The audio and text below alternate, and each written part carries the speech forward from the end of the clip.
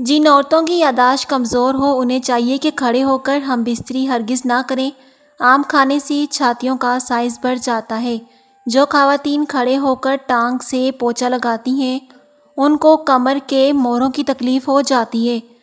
جو عورت رات کو روز ایک ٹکڑا ادرک کا کھا کر سوتی ہے وہ عورت 80 سال تک دبلی اور اسمارٹ رہتی ہے۔ جو عورت کچی پکی روٹی پکا کر کھاتی ہے تو اسے قبض کی شکایت ہو جاتی ہے۔ جو عورت اپنی چھاتی پر بار بار ہاتھ لگاتی ہے اس کے ہارمونز میں بگاڑ پیدا ہو جاتا ہے جس کے نتیجے میں بہت سی بیماریاں جسم میں پیدا ہوتی ہیں۔ جو عورت بوڑھی خواتین سے زیادہ میل جول رکھتی ہے ان کی ذہانت میں اضافہ ہو جاتا ہے۔ لیکوریا کا مسئلہ ہو تو رات کو سونے سے پہلے ناریل کا چھوٹا سا ٹکڑا چبا کر کھا لیا کرو۔ ٹھنڈا پانی زیادہ پینے سے بانجھ پن کی بیماری ہو جاتی ہے۔ پانی پینے کے بعد لمبی لمبی سانس لینے سے ڈھیلی چھاتیاں ٹائٹ ہو جاتی ہیں۔ بھنڈی اور بند گوبھی کا استعمال کرنے سے بانجھ پن کی بیماری میں بے حد فائدہ ہوتا ہے۔ بطخ کے انڈوں کو ابال کر کھانے سے چھوٹی چھاتیوں کا سائز بڑھ جاتا ہے۔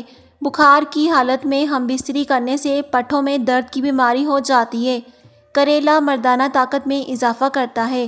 غیر ضروری بالوں پر بار بار ہاتھ لگانے سے بالوں کی افزائش بڑھ جاتی ہے۔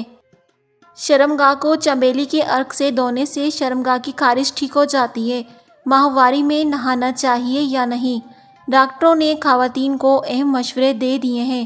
عام طور پر خواتین کو ماہواری کے دوران یہ ہدایت کی جاتی ہے کہ دوران ماہواری بالکل بھی نہ نہائیں اور شروع کے 3 روز بالکل نہ نہائیں، لیکن کسی کو بھی شاید یہ معلوم نہیں کہ ایسا کرنے کی کیا وجہ ہوتی ہے۔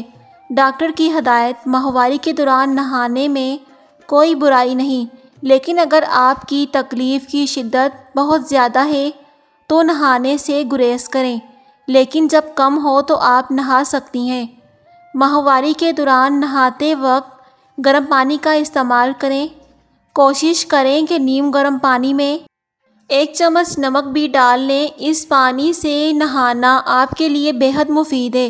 اس حوالے سے ایک اور بات عموماً گھروں میں کہی جاتی ہے کہ اگر ماہواری کے دوران نہایا جائے تو اوویولز کی اطراف کی نسیں خشک ہو جاتی ہیں جس سے خواتین کو حمل کے مسائل پیدا ہو سکتے ہیں، لہٰذا کوشش کریں کہ بہت زیادہ ضرورت ہے تو ہی نہائیں ورنہ نہانے سے گریز کریں۔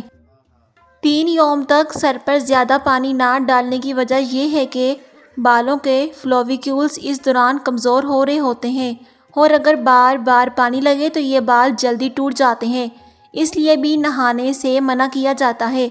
انٹرنیشنل گائنیکالوجسٹ آف کے مطابق اگر آپ کے دوران ماہواری نہانے کی طلب ہو تو 1 بالٹی گرم پانی میں نیم کے پتے ڈال کر اسے جسم کے نچلے حصے کو دھوئیں۔